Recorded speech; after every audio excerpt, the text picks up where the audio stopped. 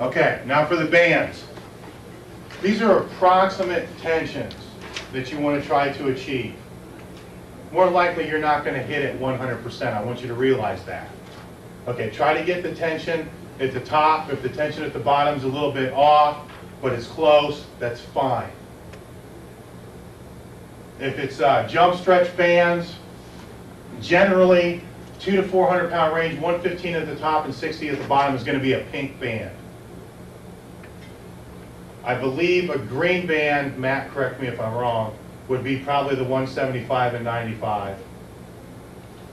I think that's a little high, actually. I think that's closer to a blue. A blue band's probably the 175 and 95, and green band's somewhere in between. But then again, that's based on rack height. I mean, yeah, it's based upon rack height, and it's based upon, you see how we had it choked around the base of the monolith back there?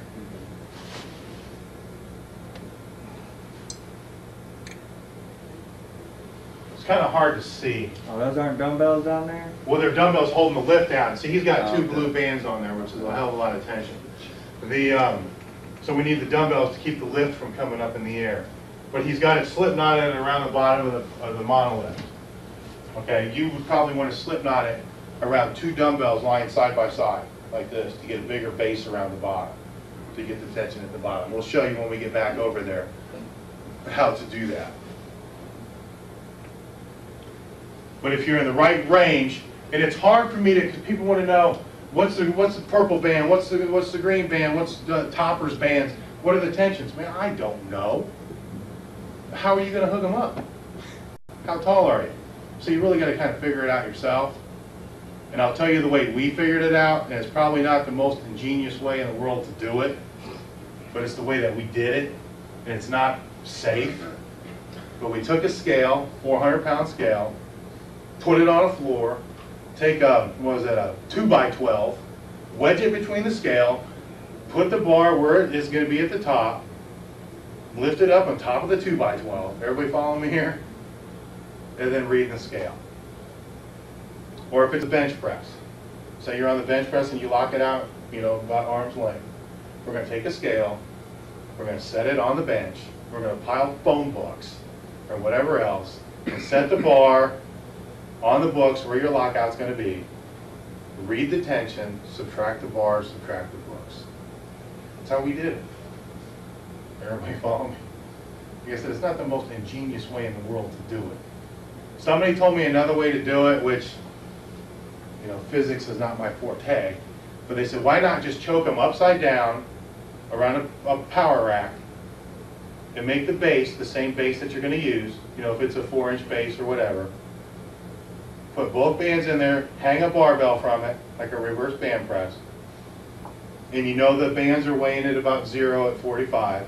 Throw on 50 pounds, measure how far the bands stretch, and then the bands stretch, X for every inch. Everybody follow that one? No? Yeah. Or you can just keep putting weight on until they stretch about the same amount that they're going to stretch. Or I can make it real easy and say if you squat up to 400 pounds, you probably need a pink band. Make sure there's tension at the bottom. I like that. 400 to 600 pounds, you probably need a green. 600 and up, you probably need a blue.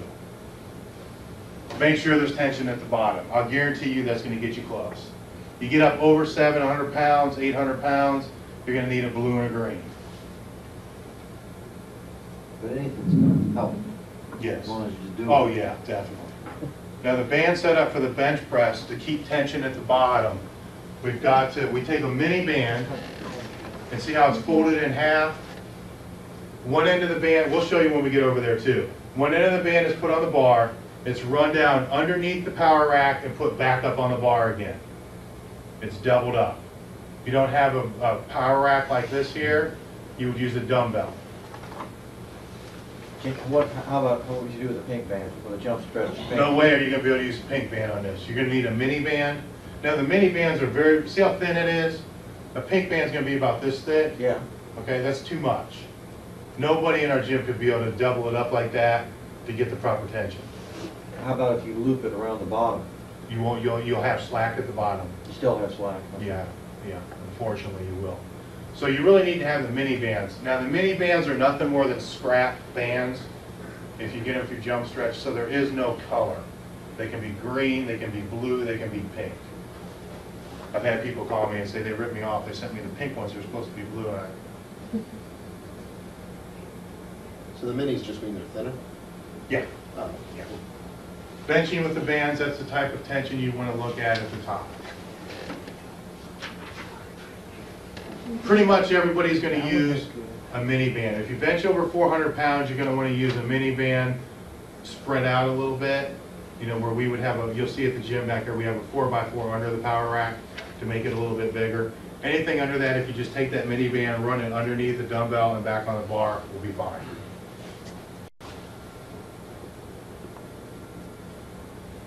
So it sounds like the band setup's a lot more complicated than the chain setup. Oh yeah, if you want to make it that way.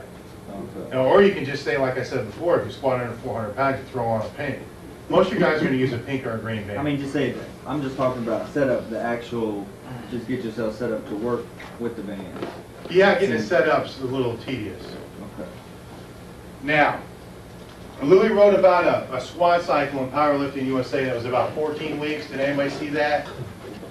Yeah? Did it confuse you? yeah, we exchanged emails about it a while back. All right, I'm going to confuse you a little bit more about it, all right? It's the circle maximal phase for the squat.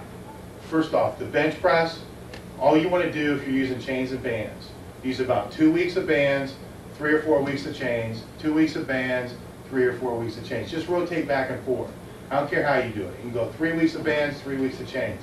But if you stay on bands all the time, your shoulders and elbows are going to get beat down. It's too strenuous. And I think it's because you can use them year-round for the squat, because the hips and the knees are like this big. You know, where the shoulder joints and elbow joints are much more vulnerable. Can't handle it. I personally like to use chains pretty much most of the year, and then just start messing around with the bands before a meet. That way I can maintain the proper barbell speed and not tear my joints up too much. Squat's a little bit different. The circle maximal phase for the squat will almost kill you. Okay, I've done it before where I was in shape and it wasn't bad. I've done it before where I wasn't in shape for it and it about killed me. I'm not in shape for it right now and it just about kills me. So you got to go through special cycles to get ready for it. The first one I want to talk about would be the strength speed cycle that Louis wrote about, which is using a whole lot of band and very little bit of barbell weight. Okay, so for the 900-pound squatter, the barbell rate is represented with the green. See that 135, 185, 225, 275? Everybody follow me? That's week 1, 2, 3, 4. The middle weight would be the tension at the bottom. The top weight's the tension at the top. So we're using 135, but all the band tension we had on there with the barbell weight was equal to 770 pounds. Everybody see that? I believe we used a blue, a green, and a pink band. There's a lot of band. All right, you guys would use a lot of band as well. I don't know what your bands would be.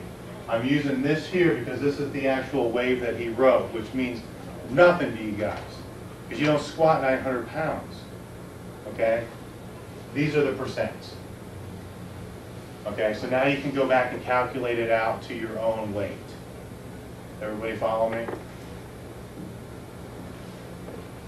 So the barbell weight is 15%. So if you squat 200 pounds, you want to go through a wave like this, you're pretty much going to use the bar. Okay, and then a lot of band. And then it follows through each week. Could you read off the percents in the dark blue? I can't read. Over here? Yeah, in the back. It's, let me pull it off here, I got to fix that. 66, 70, 76, 82. Then you got the gray, right? Yeah, the top ones are. Okay, this would be a speed strength cycle. This is, when I went through this cycle the first time, I was in terrible shape when I came out of it. I was ready to start training. This cycle is an excellent cycle. If you're stagnant, you're having a hard time, you physically are not where you should be, and you need to be brought back up fast without breaking yourself down very much. You won't believe the difference.